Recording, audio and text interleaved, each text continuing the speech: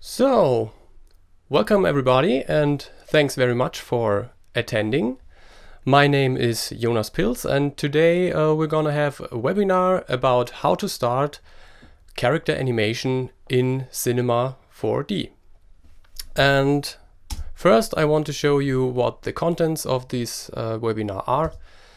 First of all, a small introduction and some modeling tips. After that, we will continue with creating a shark rig with the amazing character object. Then we will create a spider walk cycle with C-Motion. And in the end, I've got some final tips for you and animation theory. So let's start. Prior to working at Maxon, I worked as a freelancer. And this is how I started with character animation. This is actually some study works with a fish.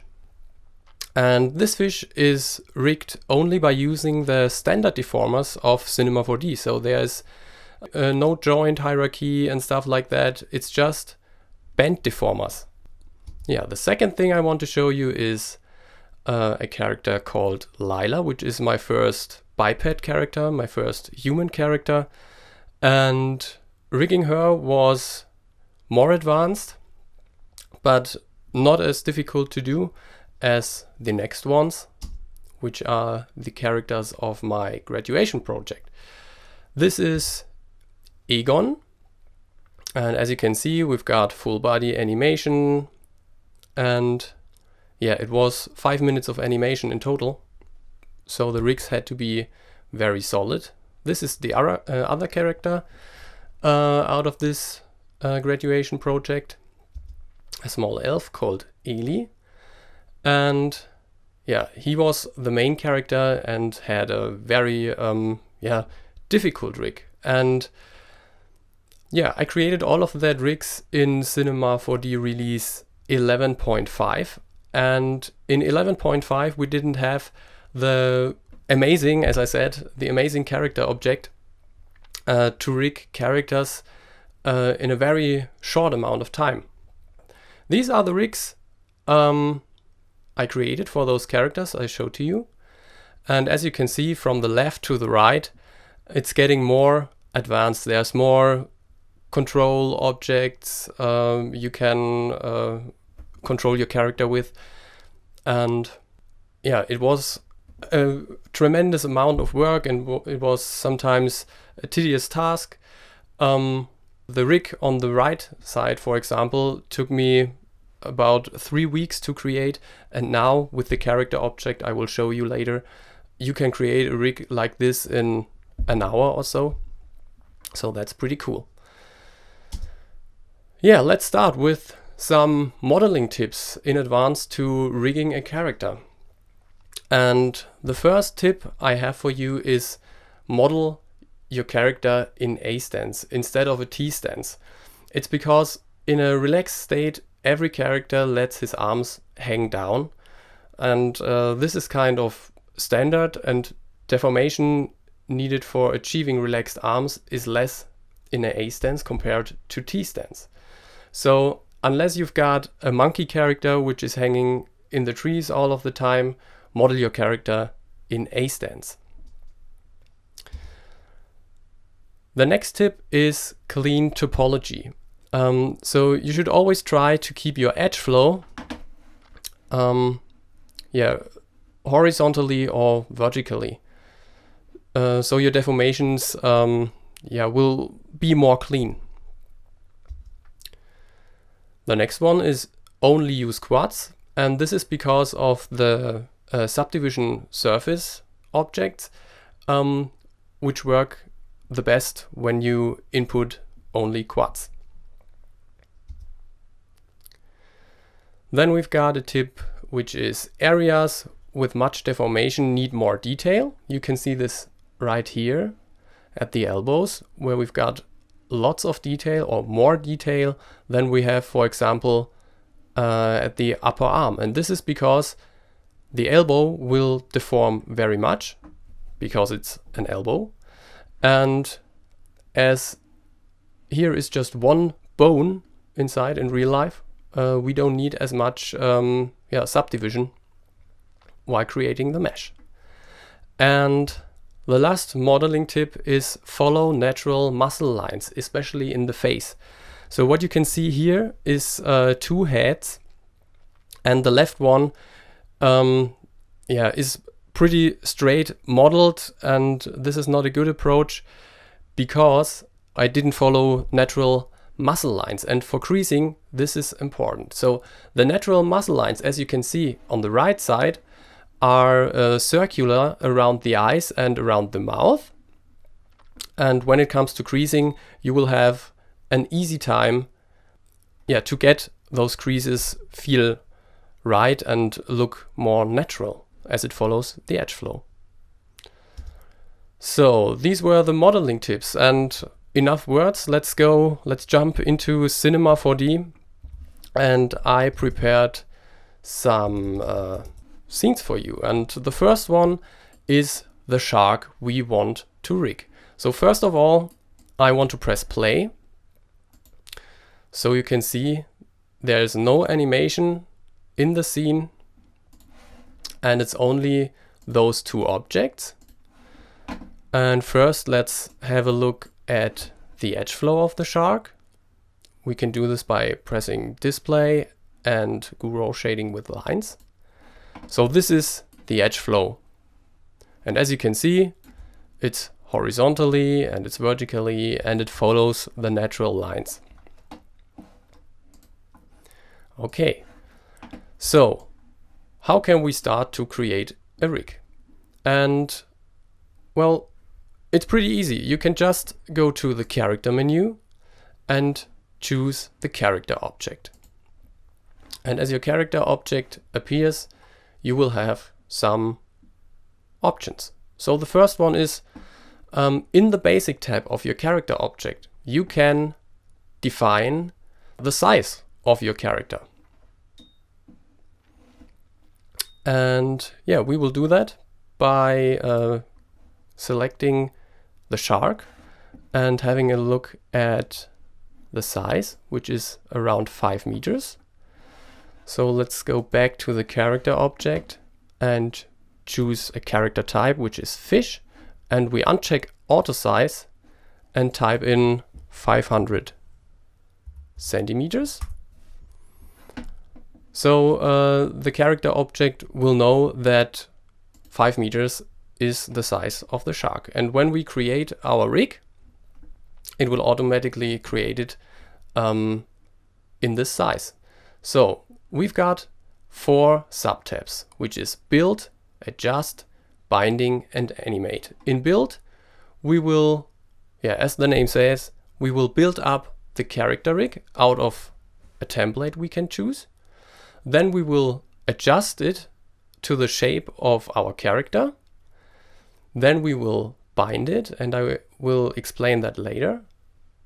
And then we have the subtab for animating the character. So let's start with building the character rig by choosing from a template. We've got lots of templates like biped rigs, quadrupeds, birds, fish, and so on. And we will choose the fish template. And as we choose this one, we have the ability to choose from some components. And the first component is the spine, and we can choose between FK and IK. So for those of you who don't know what FK and IK means, I prepared a scene for you.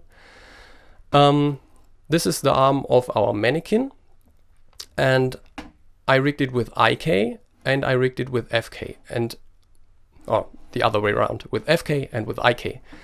And FK means forward kinematics, which means that you will move or rotate your arm based on the base of your limb, of the arm.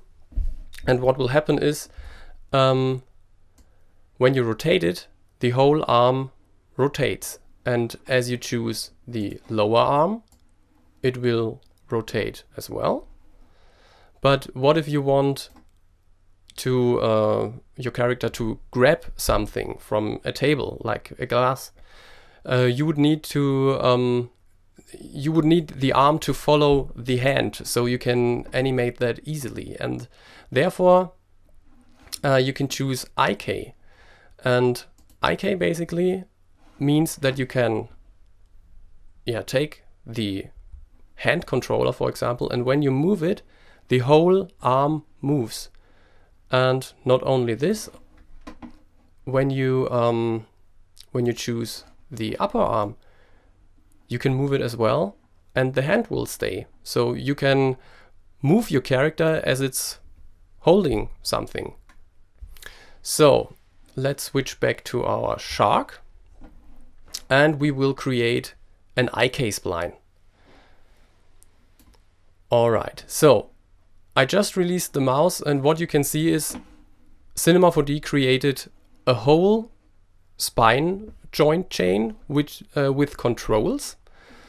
And what you see in the object manager is just this spine IK component. So Cinema did a lot of work for me right now. And yeah, let's just continue. So the next thing I want to create is the joints for our fins. And we can see those here. And there are some shortcut tricks I want to show you. So normally when you click the fin, it will create one fin, and as you click it again, it will create the other fin. But maybe you want to create both fins at once. So I delete them and show you how this is, how you can achieve this. And this is by pressing Command key on Mac or Control key on PC. So when you press it and choose the fin IK, it will create both fins for left and right at once. So this is pretty cool.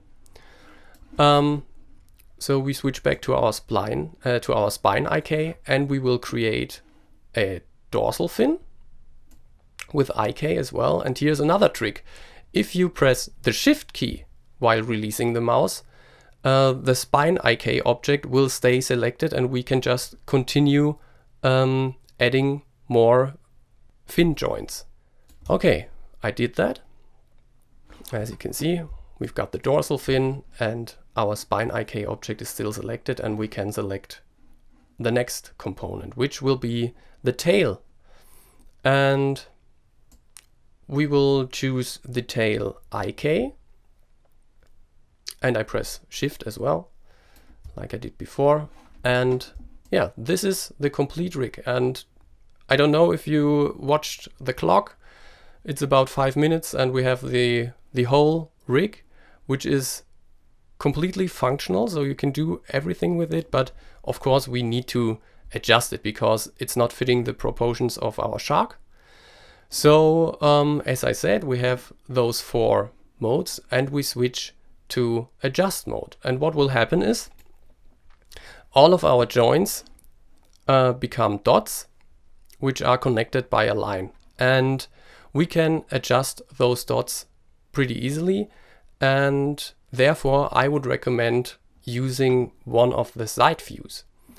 So the first thing I want to show you is in the front view.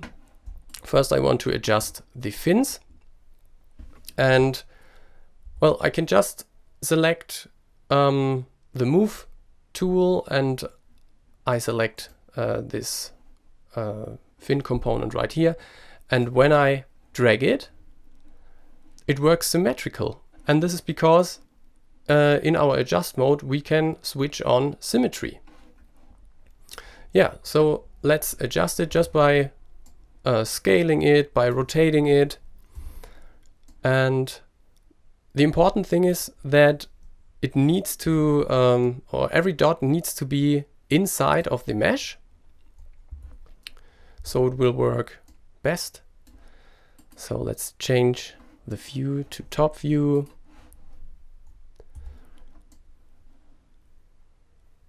And move it and rotate it a bit. So now if you want to follow the shape of the fin with your joint chain, you can easily grab the other joints as well and move them. But as you can see, the whole rest of the joint chain moves as well. And there's another trick. And this is by pressing the 7 key, you can adjust just one joint, which is pretty cool. And you can work really fast. So now that I adjusted the fin in top view, I need to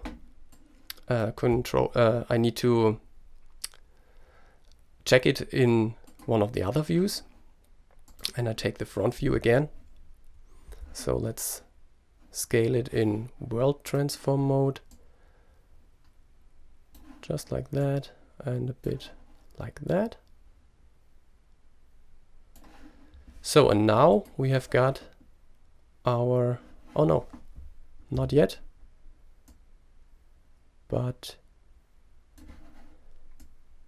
now. So now everything is inside of our fin, and yeah, we can continue, and therefore we go to the side view and we will adjust the dorsal fin next, and this will be more easy because we don't need to care about symmetry, and the dorsal fin is just straight up, so I can move it, rotate it, and scale it as I need it to be. Yeah, let's do it just like that. I'll scale it a bit up. So that's it, and the same for the tail. That was not the tail. This is the tail. Move it, rotate it. Well, this is a repetitive process, as you can see.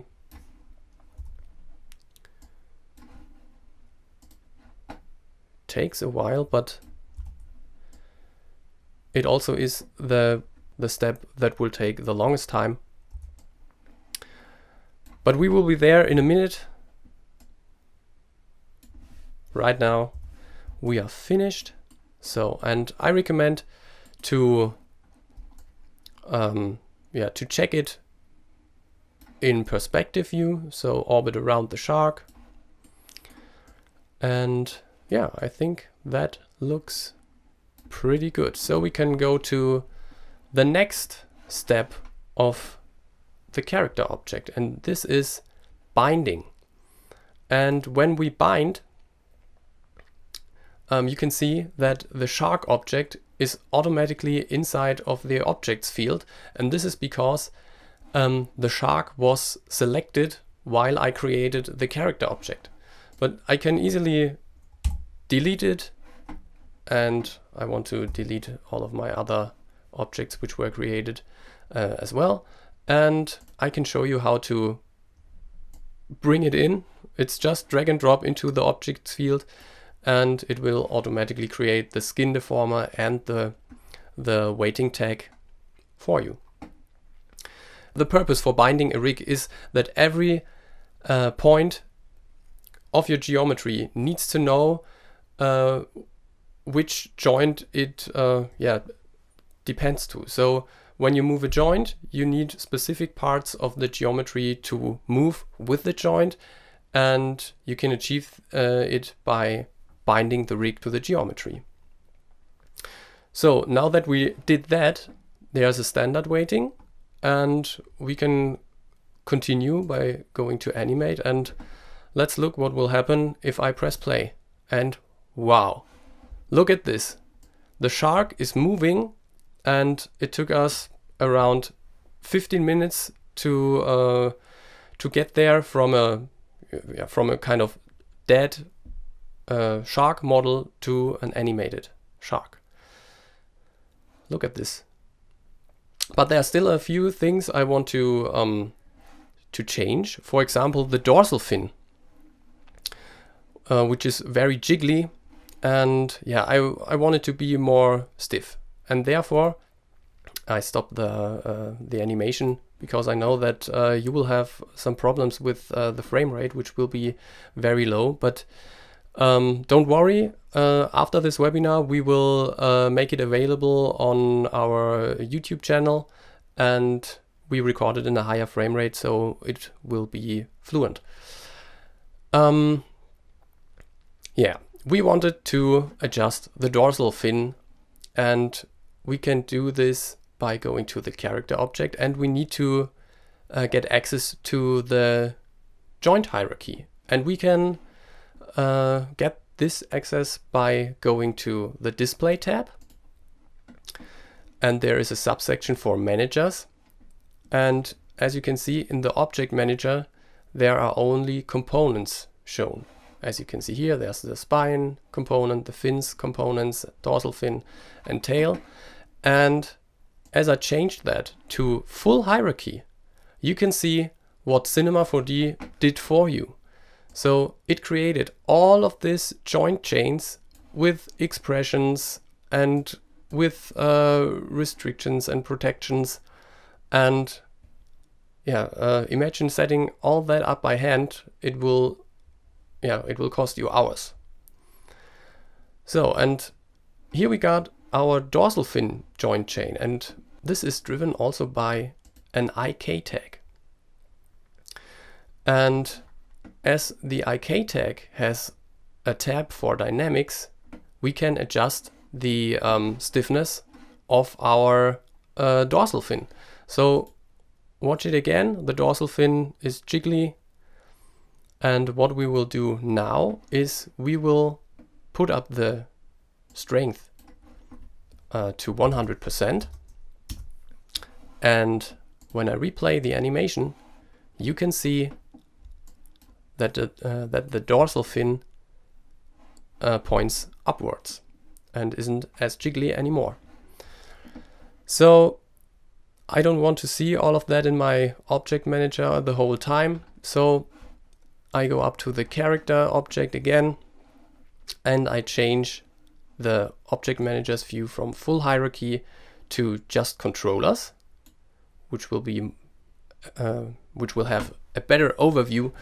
And as we can see, we've got 5 controllers. It's the master controller, main controller, then we got a dorsal fin controller and a controller for each fin.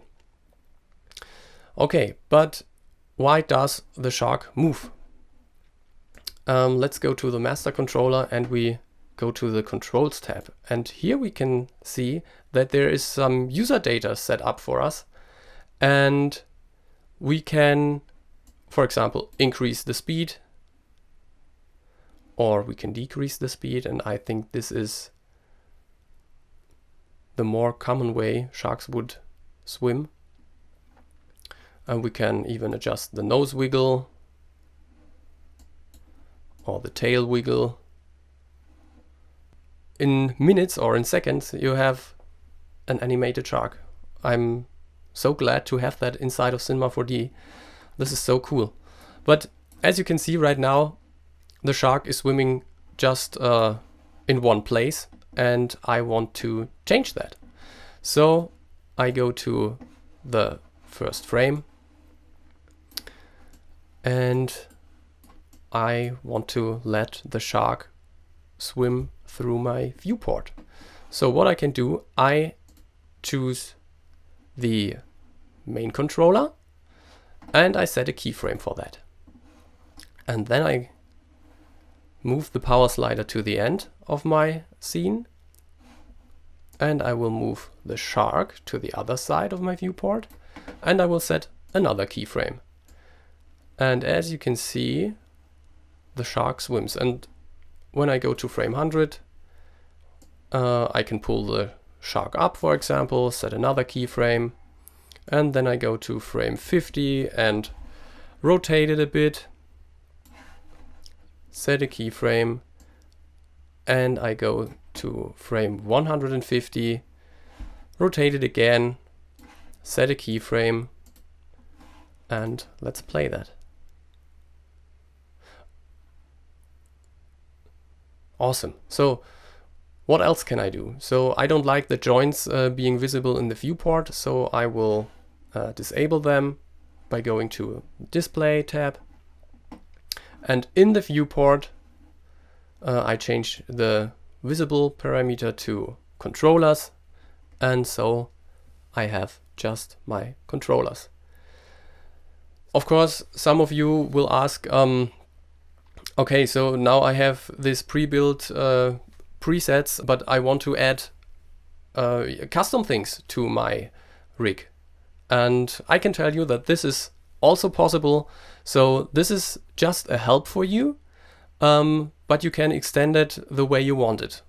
So let's move on to our next scene. So the shark swims. The next thing we want to do is to make a spider move. And therefore I have this nice spider object, spider character. And yeah, I will show you the scene.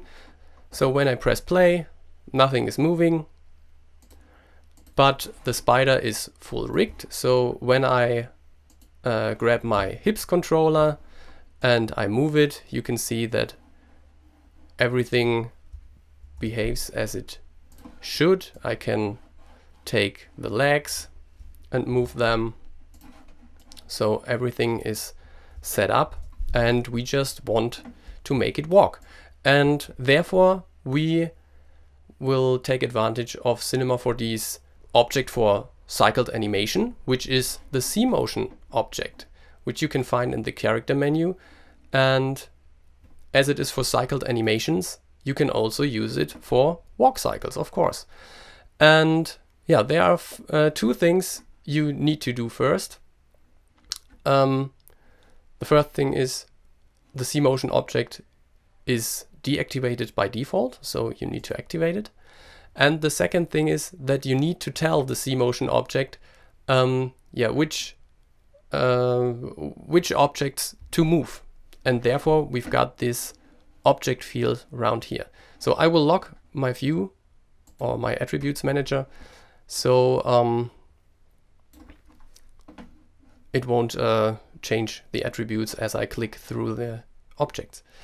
So, and first I want to drag my hips controller into that field, and I want to add my legs as well.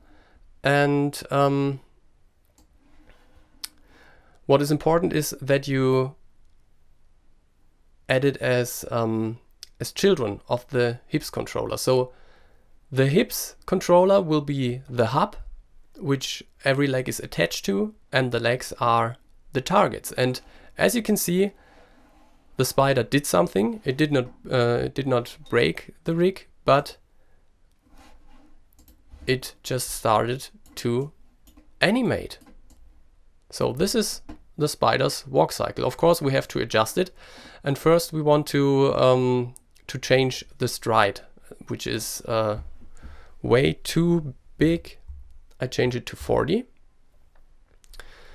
And we can also change the speed of our cycle. So this is the time it will take to go through one cycle. So as I decrease this value, the spider will move faster. Okay, so let's adjust it even more. So a spider has 8 legs, and 2 of those, I don't know, let's call it arms. But these arms move at the moment. They behave like they were legs, but of course they are not. So we go to these small legs, and we can change their behavior by changing the driver. And the driver right now is set to steps, and we need it to be the hub, and the hub is the body. So when you set this to hub, these legs will follow the body. So right now it's better, but we should add some more movement to make the spider move more natural. And therefore we can activate or select our hips controller, and we can add actions. And as you can see here, we've got an action we can add, And I will do that by pressing Add. So watch this. The spider is going crazy. And yeah, we can scroll down and there we see a lift has been added. And as we click it, we can see the parameters of this action. So we can increase the lift, for example, to 10. So the spider is getting kind of a hip-hop spider or something like that, bouncy spider. And yeah, let's decrease it to 5. And here we've got the F curve for our cycle. And of course, this is again the point where you can adjust those things that Cinema 4D gives you. So it's pretty easy to make a character walk, but you can also create your own style by adjusting those F curves. And I will do that. I will make the spider hop for one small time and for one big time, for example, but I will increase this effect again, just like that. So we have a little bit of base variation inside of our F curve, and of course we can add some variation. And yeah, this is the first thing we needed to adjust. Well, I will decrease the amount of lift so it is a bit more subtle, and I will add another action. So let's go back to our hips controller and let's see what actions we have. So we have actions for the position and we have actions for rotation, but we have all these other options for actions which include parameters, user data, for example. So you can include your user data into a walk cycle or a cycled animation in general. And what we will create first is a twist. So we choose twist and nothing happened, of course, because we need to edit. So let's edit. And now, as you can see, the spider does the twist. So let's adjust it. We will set the twist amount down to 2, and I will add some variation as well. This is looking much better, but I will add another one, which is the roll. So when we add this, add, we have this motion as well. But of course, as the others, we need to adjust it. I set it down to 2 as well and add some variation. And again, you can modify all of these curves so you can individualize your animation. And this is so easy. And you've got a walk cycle. So the body looks great, but as we watch the legs, they just they slide over the surface. So I don't like that. I want them to lift as well. So when the legs move forward, there should be a lift.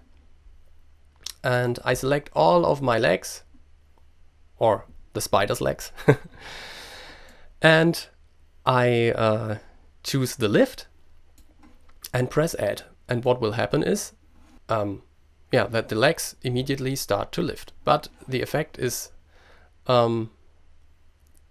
first of all, it's not enough, so they should lift more. And on the other hand side, we need to adjust the phase of all of our moving legs. So they are symmetrical right now, as you can see, but a spider doesn't move symmetrical. So what we can do is we adjust the faces. And I will choose the first object, which is the left leg, and I will set the face to -25 and watch the leg. So now it's the same face as the second leg, but it's the opposite face to the right one. And this is what we want to achieve. So we do that for all of the left legs. And yeah, I will set up the parameters pretty quick. And this one to 50, just like that. And as you can see, our spider moves unsymmetrical.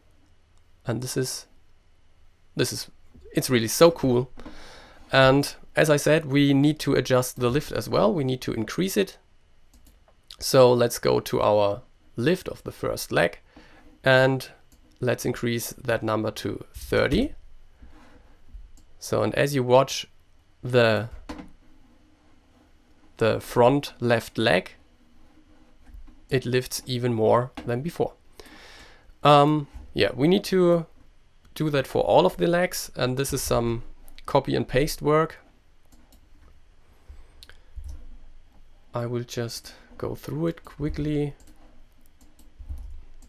Just select all of the lifts and paste the 30 centimeters, just like that. And yeah, now we are ready. So watch this. The spider has a walk cycle, and this is actually looking pretty good. Yeah, what next? So what we can do is, or what we want to do is, we want to make the spider move, because right now it has a walk cycle, but it stays at the same position. And one thing we can do is we can add a straight walk, and this is just by changing this walk parameter, and we can set it from static to line. And as you can see, wow, the spider moves. Imagine doing that by hand. You will sit hours, days, or even weeks, depending on your skills. So now our spider walks straight on, but I want to decide where the spider will walk, and we can do that pretty easily just by changing the walk parameter from line to path. And because we have no path, it's in the center again, but we have this path field.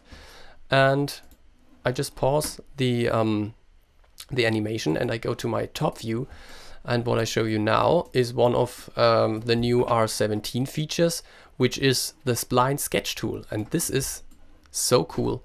You can sketch a spline just like that, and yeah, it will smooth out. So when I press shift, I even have a smooth tool. And what is really cool about this tool is that I can, when I increase my radius for the spline sketch tool, well, let's select it again, just like that, we get this feedback around here. And this means we can start in the middle of the spline and draw it in a new way, and then we go to the other side of the spline and we will release the mouse, and the spline will just update. This does not create a new spline, it just updated the old one. I love it. So let's smooth it again. All right, so here we got our path for our spider, and we go back to the C-motion object, and we will drag this spline into the path field. And immediately our spider starts to walk along this path. Let's go to perspective view. This is so cool. I love it. Yeah, imagine doing this by hand. So the spider will set its steps and they will just stay on the position where it dropped the foot or the leg. But what if I want to make my spider walking along a specific surface? So let's try that. We create a surface. Let's create a landscape. and we will scale it up just like that. And we will watch what happens if we press play.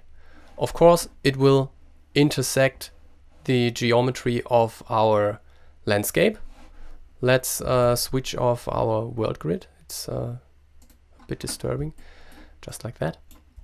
So, and now we can go to our C motion and let's change the tab, and we go to root. And in the root tab, we can add a surface into that field around here. So as I drag the landscape in, the spider will automatically start walking on this surface. Look at this. This is so crazy. And well, I repeat all the time, but imagine doing this by hand. This is so crazy. It will take you a long time, and with these tools it's just a few clicks. So how can we improve that animation? Okay, so let's alter the starting point so we get our spider right here. As you can see, the spider is on the on a surface which is not just flat, but the body of the spider is pointing straight upwards. So, and we can adjust this by checking align hubs. So when we do this, watch the spider, it will automatically tilt and it will walk along the surface with the right angle of the body. And now watch this. It's a procedural thing. So when I move my landscape, the spider will automatically follow that landscape. Isn't that cool? That's so great. That will save you so much time. I love these features. So press play again, and yeah, I think that's pretty cool. And let's add some other stuff, which is corrections and variation. And we want to achieve this by adding steps to our scene. So when we go to C motion and go to the steps tab, we can create all of the steps the spider makes. So press create steps, and as you can see, these are all of the steps. So they are a bit difficult to grab. So what I will do is I select my landscape and I click here, so I can add the landscape to a new layer, and I will go to the layers manager and rename that landscape. All right, and the important thing is to lock it. And as I lock it, you can see it's grayed out around here. And now I can click on my steps, and it will automatically select the steps and not the landscape. So this is a really cool workflow as well. So yeah, let's move the spider and let's see if there's anything we need to adjust. Well, actually it's not so bad, but I will show to you what steps can do. So if you grab a step and you move it, you can see that the position of the leg will change immediately. And every time the spider is here at this position, it will make this step, and you can do that for all of the steps. So again, you're not you don't stick to the things that Cinema 4D does for you, so you can adjust it to the maximum, and you can create your own animations and your own stuff. Yeah, I think that's it for the live demo part. So let's switch back to my keynote and to some additional tips. So if you have questions, I will try to answer them later on. So just write them down in the questions tab of the webinar software, and I will do my best to answer them. First, some additional tips. And the first one is shoot reference. So that's me, by the way. And I shot the reference for all of the shots in my graduation movie, but this is the one which comes closest to the final result. And what is important about shooting reference is that you choose the right camera angle and that you don't copy it for 100%. And this is because the character needs its own style. It should not mimic your movement, and that was actually the mistake I did here. So when I showed the animation to others, they said, "So, whoa, the character moves like you do." And I don't know if it's a good thing or a bad thing. Actually, for animation, it's a bad thing, but I feel fine about it that they saw me in the character or in the animation. So the next thing is ask for feedback, and this is really important. Ask your family, ask your friends, ask your colleagues for feedback for your character animation. Well, sometimes the people you ask won't know why a shot is not working, so they will give you answers like, well, the animation is good, but I can't feel it. And don't be angry about that. Think about it. Why do the others don't feel it? So, and if you change it, it may be better.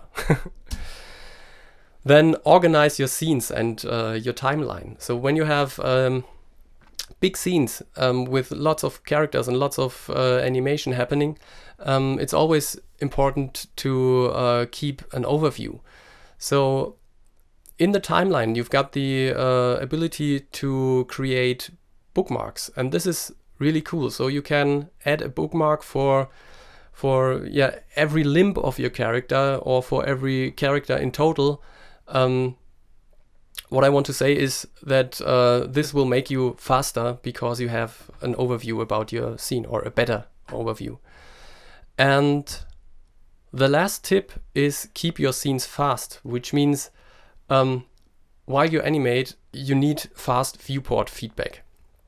And to achieve that, you should switch off all of the subdivision surfaces, for example, or you should remove or switch off any kind of heavy geometry. Just look through your scene and try to find out which objects in your scene will slow it down. Okay, so animation theory. I will go very briefly through that. So don't worry, it's just 2 slides. And the first slide is about the 12 principles of animation, which were developed by Walt Disney animators in the 1930s. And those were made for cartoon animation, but they are valid to almost any kind of animation. And so just that you saw it. If you want to go deeper, I have some recommendations for lecture later. And let's head on to some acting basics. And you need those acting basics for creating convincing characters, or characters which your audience can empathize with. And this is really important because emotion is the key to the audience, and therefore you need to create empathic characters, and you need to know the acting basics, also regarding to your story. Well, and The last thing I want to talk about is my recommended lecture. First of all, there is The Animator's Survival Kit by Richard Williams, which is kind of an overview about everything regarding to animation. The second one is Stop Staring by Jason Osipa, which is a book which is focused on facial rigging and animation. And the last one is Acting for Animators by Ed Hooks, and yeah, he goes through all of the acting techniques and all that is important to creating convincing characters, as I said, and good stories. Yeah, if you have any questions, don't hesitate to ask. I try my best to answer them. If I cannot answer them or there's not enough time left, I will write you an email. So there was one question about if it's possible to animate humans with C-Motion, and of course it is. So you can animate everything with C-Motion. Then I've got one question. How do you prefer to animate eyelids, with joint or point morph? And my answer would be with point morph. I would always prefer point morphs for facial animation. But it depends on your character. Of course, this is no answer I can give for every character, because some may have the need for joints in the eyelids.